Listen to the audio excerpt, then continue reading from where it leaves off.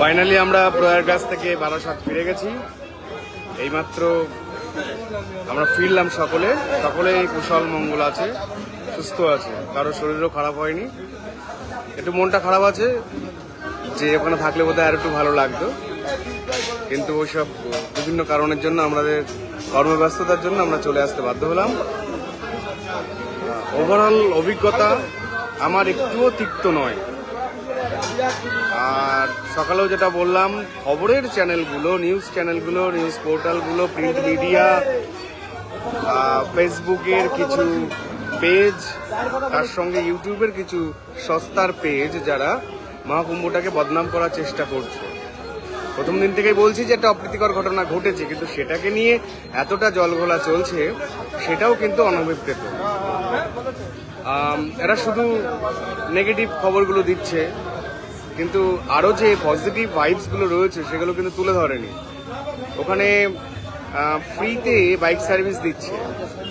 স্থানীয় যারা মানুষ, লোকাল যে মানুষজন যাদের বাইক আছে, তারা কিন্তু নিঃশুল্ক বাইকে মানুষকে সেবা দিচ্ছে, অর্থাৎ এক জায়গা থেকে আরেক জায়গায় নিয়ে যাচ্ছে তাদের কষ্ট হলে। এটা একটা বিষয়। দ্বিতীয় কথা, রাষ্ট্রীয় স্বয়ংসেবক সংঘ তারা কিন্তু নিরলস প্রচেষ্টা করছে ভিড়টাকে ট্যাকেল করার জন্য। অলিতে গলিতে, প্রয়াগরাজের এমন কোনো গলি নেই যে গলিতে আপনার ভিড় হচ্ছে না। সুতরাং সেই গলিগুলো কিন্তু ট্যাকেল করছে রাষ্ট্রীয় স্বয়ংসেবক সংঘের কার্যকর্তারা। এটা আমার নিজের দেখা চোখে বলছি আমি। ভান্ডারা দিচ্ছে, ফ্রিতে খাওয়াচ্ছে মানুষকে। মুকেশ আম্বানির ছেলে এসেছিলেন, খাওয়াচ্ছিলেন, আমরাও খেয়েছি সেখানে। খাওয়া দাওয়া নিয়ে কোনো কিন্তু বিড়ম্বনা নেই ওখানে। যার যেখানে ইচ্ছে সে সেখানে ভান্ডারা খেতেই পারছে। দ্বিতীয় কথা, পুলিশের যে তৎপরতা, ধরুন এখন 5 কোটি লোক হয়েছে। আমি যে অমাবস্যায় গেলাম সেটা হচ্ছে মৌনী অমাবস্যা। সেই মৌনী অমাবস্যায় 5 কোটি লোক হয়েছে। এখন 5 কোটি লোকের মাঝখানে যদি 50,000 পুলিশকে আপনি রাখেন, আপনার মনে হবে যে 5 কোটি লোকটা বেশি না পুলিশটা বেশি হলো? এটা তো স্বাভাবিক ব্যাপার না। ওইখানে ধরুন 1 লক্ষ পুলিশ দিল, কিন্তু ততটা সিস্টেম থাকবে। মানুষের এত উন্মাদনা, ভক্তি, প্রেম, কর্ম যাই বলুন না কেন, তারা চলে গেছেন, ছুটে চলেছেন সেখানে। কিন্তু এটা তো বদনাম করার চেষ্টা, যে প্রশাসনের ব্যর্থতা, কত কিছু আছে। গঙ্গাসাগরের সঙ্গে কিন্তু কুম্ভ মেলার তুলনা চলে না।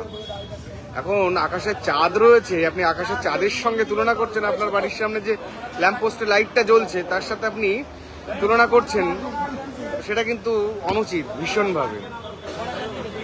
অত সুন্দর সুন্দর ব্যবস্থাপনা করেছে, কেউ যাতে হারিয়ে না যায়।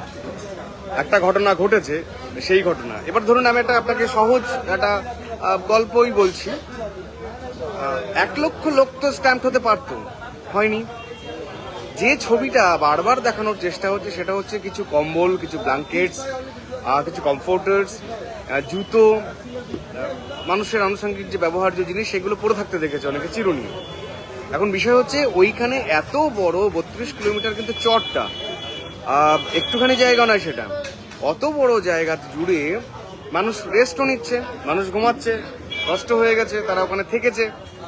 সেই জায়গাটায় দাঁড়িয়ে যদি দেখা যায় যে একটা বিড়ম্বনা তৈরি হয়েছে, ভাগদৌড়, দৌড়াদৌড়ি শুরু হয়েছে, তাহলে যারা শুয়েছিলেন তারা তো স্বাভাবিক উঠে যাবেন ওখান থেকে।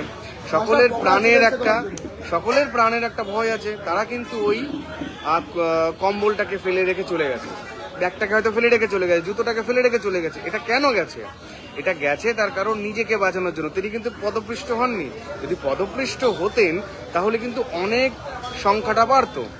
কিন্তু এই যে সারা প্রিন্ট মিডিয়া, সোশ্যাল মিডিয়াতে যে সমস্ত ছবিগুলো দেখানো হচ্ছে, ওই যে জুতো পরে আছে, কম্বল আছে, আমি আগের থেকেও বলছি যে কাউকে উৎসাহ না দিতে পারেন, কিন্তু অনুৎসাহ কাউকে করা যাবে না। কিন্তু সবাই জেনে শুনে বুঝে ওখানে যাবে।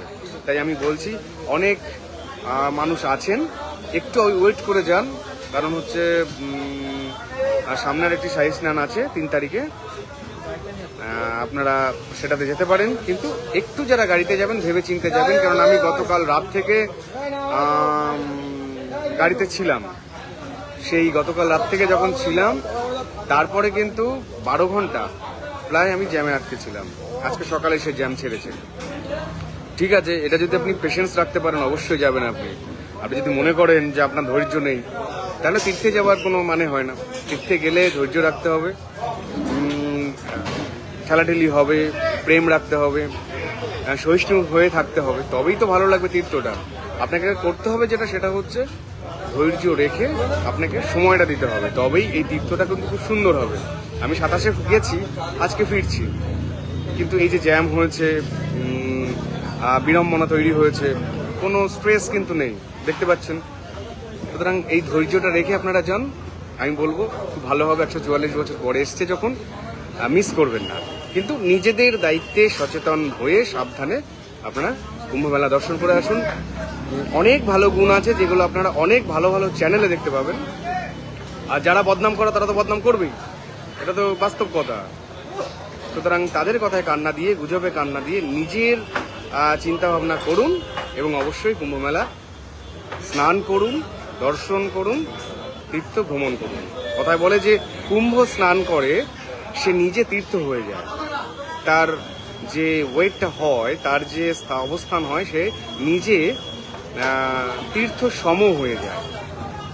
তাই কুম্ভ এসছে 144 বছর পরে, এত সুন্দর সংযোগ তৈরি হয়েছে। আপনারা সকলে যান, নিজে সাবধানে খোঁজ খবর নিয়ে যান। হর হর মহাদেব।